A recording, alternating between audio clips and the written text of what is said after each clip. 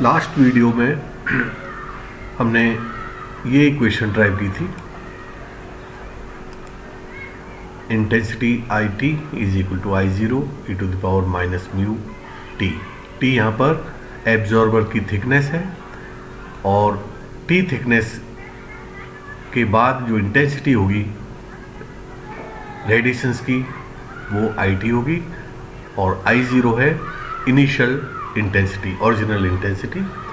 तो ये इक्वेशन ये शो करती है कि जो जब भी रेडिएशंस मैटर से इंटरेक्शन करते हैं तो उनकी जो इंटेंसिटी है वो एक्सपोनेंशियली, ये माइनस साइन है, तो जैसे जैसे थिकनेस टी इंक्रीज होगी ये इंटेंसिटी एक्सपोनेंशियली डिके करेगी। तो यहाँ पर जो म्यू है ये प्रोपोर्शनलिटी कांस्टेंट था, इसको हमने बताया था, ये लीनियर अटेन्युएशन कोफिशिएंट कहलाता है ऑफ द एब्जॉर्बर। लेकिन इसकी जो वैल्यू है वो दो चीज़ों पे डिपेंड करती है। एक तो एब्जॉर्बर कौन सा है, यानी जिस मैटर से रेडिएशन से इंटरेक्शन कर रहे हैं वो मैटर कौन सा है, प्लस जो इंसिडेंट रेडिएशन है उनकी एनर्जी क्या है। एनर्जी पर भी एक ही मैटर होने पर, एक ही एब्जॉर्बर होने पर अगर रेडिएशंस की एनर्जी डिफरेंट है तो म्यू की वैल्यू भी डिफरेंट हो जाएगी। तो दोनों चीज़ों पर डिपेंड करता है और इसकी जो यूनिट होती है वो जो डिस्टेंस की यूनिट है उसका टी यहाँ पर थिकनेस है, डिस्टेंस, और उसका इन्वर्स होगा। सही, अगर थिकनेस को हम सेंटीमीटर में लेंगे तो म्यू की यूनिट हो जाएगी सेंटीमीटर इन्वर्स, टी को हम मीटर में लेंगे तो ये हो जाएगी मीटर इन्वर्स। अब अगर हम इस इक्वेशन को, इक्वेशन नंबर 2 को ग्राफ में प्लॉट करें, ग्राफिकली रिप्रेजेंट करें, तो ये इस तरह से ग्राफ आएगा। इसका वाई एक्सिस पर ले लिया हमने इंटेंसिटी और एक्स एक्सिस पर ले लिया एब्जॉर्बर की थिकनेस। तो जब थिकनेस 0 है, टी की वैल्यू 0 है, तो जैसे इसे एक्सप्रेशन में देख सकते हैं, टी को यहाँ पे 0 रख दें हम तो e की पावर 0 इज इक्वल टू 1, तो इंटेंसिटी की वैल्यू होगी आई ज़ीरो, ओरिजिनल इंटेंसिटी होगी। तो t की वैल्यू 0 पर इंटेंसिटी है आई ज़ीरो, और जैसे जैसे t की वैल्यू बढ़ती जाएगी ये इंटेंसिटी एक्सपोनेंशियली डिक्रीज होती चली जाएगी। ये यहाँ पर ये आई है 0 है ओरिजिनल इंटेंसिटी, उसकी हाफ वैल्यू जहाँ पर हो जाती है जिस थिकनेस पर एब्जॉर्बर की वो थिकनेस जो ओरिजिनल इंटेंसिटी को हाफ कर देता है, तो उस थिकनेस को बोलते हैं हाफ वैल्यू थिकनेस, वो कहलाती है हाफ वैल्यू थिकनेस। ये इसको T1/2 से रिप्रेजेंट करें। ये हाफ लाइफ नहीं है, ये हाफ वैल्यू थिकनेस कहलाती है। तो यहाँ पर आई टी क्या है, is the intensity of unaffected beam after traversing A distance T through the absorber material, absorbing material. Absorbing material में जितना अनअफेक्टेड रेडिएशन ट्रेवल कर जाएंगे उनकी इंटेंसिटी है आई टी।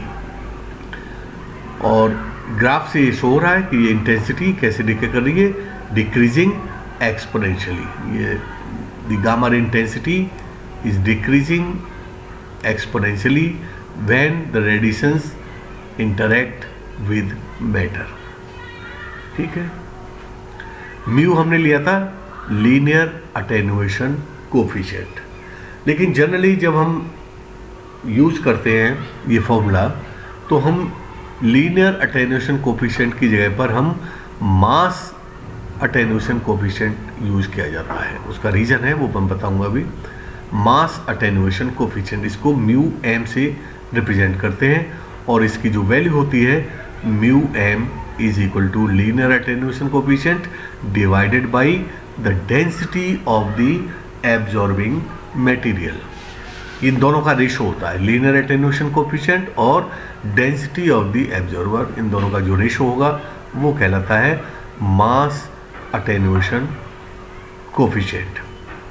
अब जो इसकी यूनिट होगी वो हो जाएगी सेंटीमीटर स्क्वायर पर ग्राम, या मीटर स्क्वायर पर किलोग्राम, जो म्यू एम की यूनिट होगी।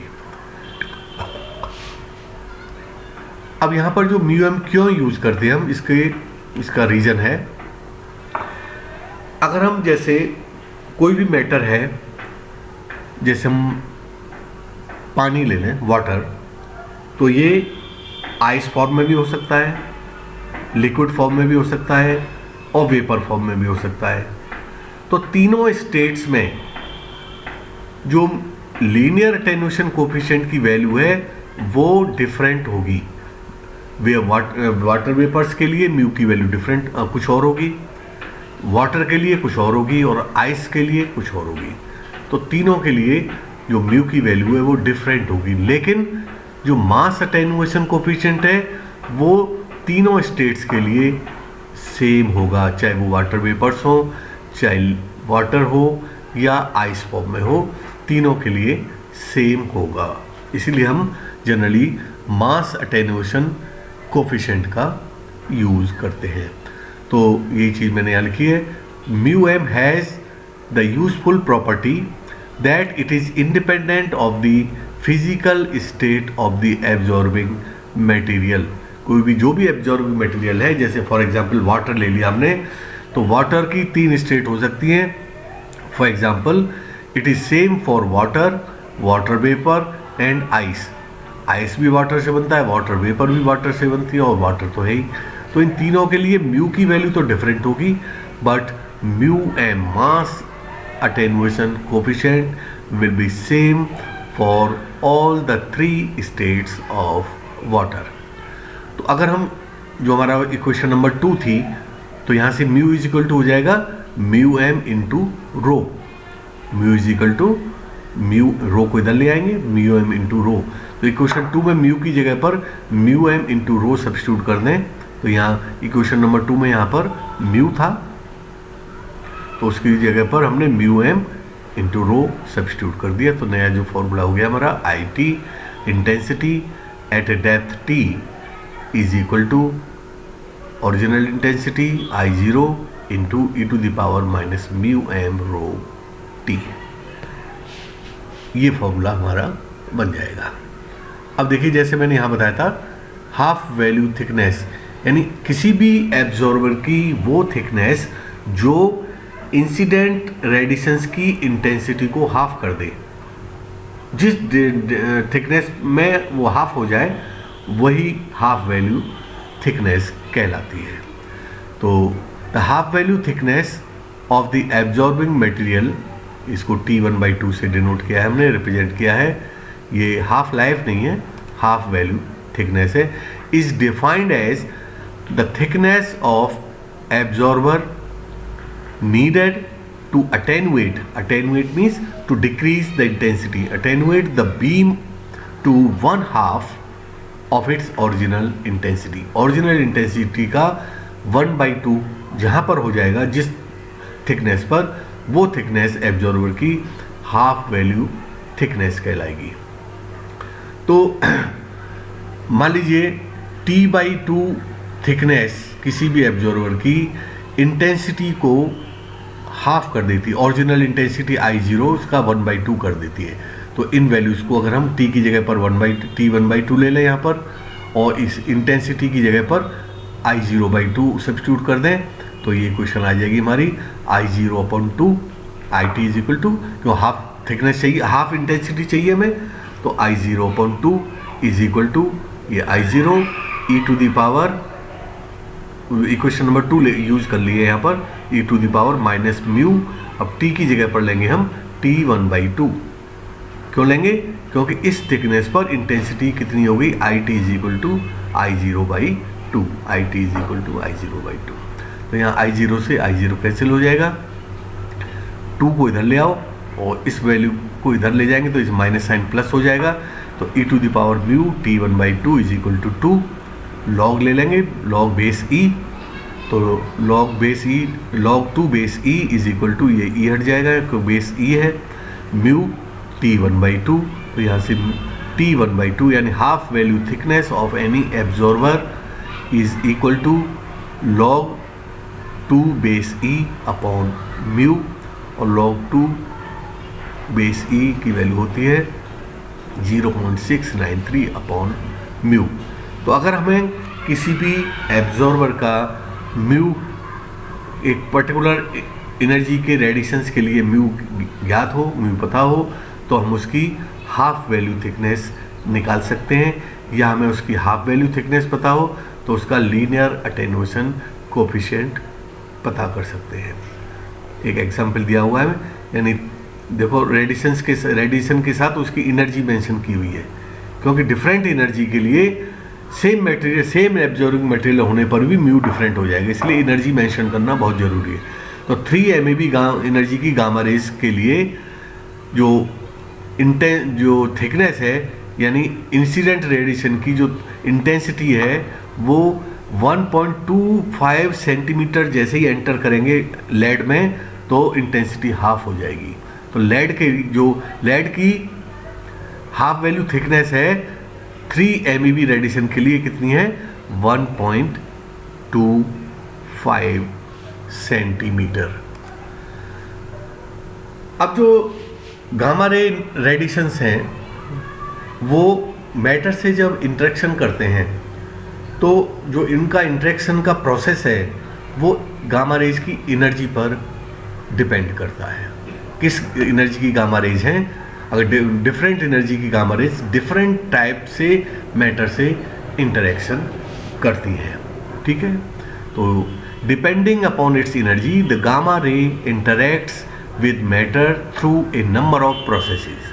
डिफरेंट एनर्जी पर डिपेंड करती है, यानी गामा रे का मैटर से इंटरेक्शन कैसा होगा, that will depend on the energy of the gamma rays. For the energy range, अब जो हमने एनर्जी रेंज कंसिडर की है गामा रेज की 0.01 MeV से 10 MeV तक की अगर गामा रेज हम ले लें, तो ये गामा रेज जब मैटर से इंटरेक्शन करेंगी तो मेनली जो इंटरेक्शन होगा वो 3 प्रोसेस से होता है। कौन कौन से प्रोसेस हैं?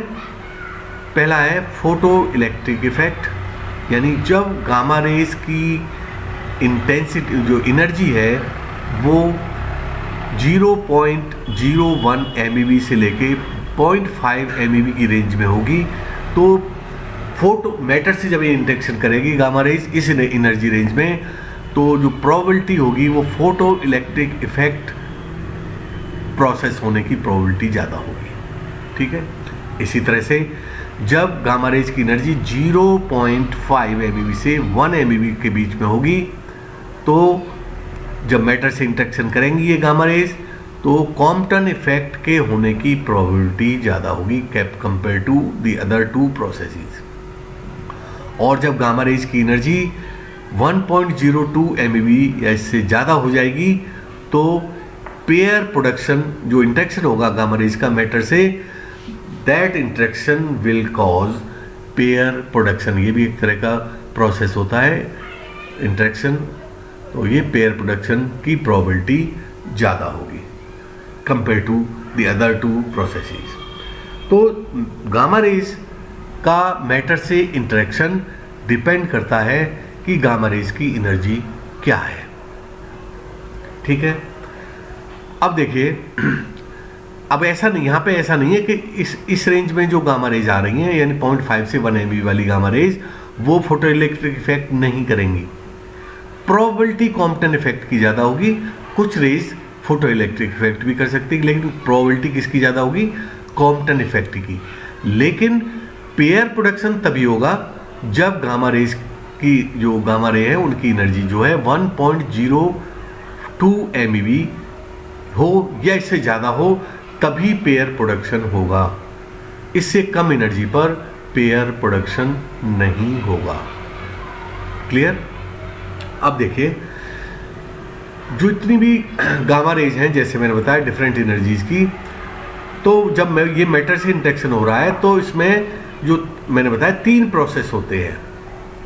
अब मान लीजिए इस एनर्जी 1.02 MeV या इससे ज़्यादा की गामा रेज हैं, तो फोटो इलेक्ट्रिक इफेक्ट की प्रोबेबिलिटी बहुत कम होगी, उससे थोड़ी ज़्यादा इसकी होगी कॉम्पटेंट इफेक्ट की, और पेयर प्रोडक्शन की प्रोबेबिलिटी सबसे ज़्यादा। हम ये नहीं कह सकते कि कोई एक प्रोसेस नहीं होगा, कोई भी प्रोसेस हो सकता है। इसीलिए जो लीनियर अटेनुएशन कोफिशिएंट है वो तीनों इफेक्ट के लीनियर अटेनुएशन कोफिशिएंट का सम होगा।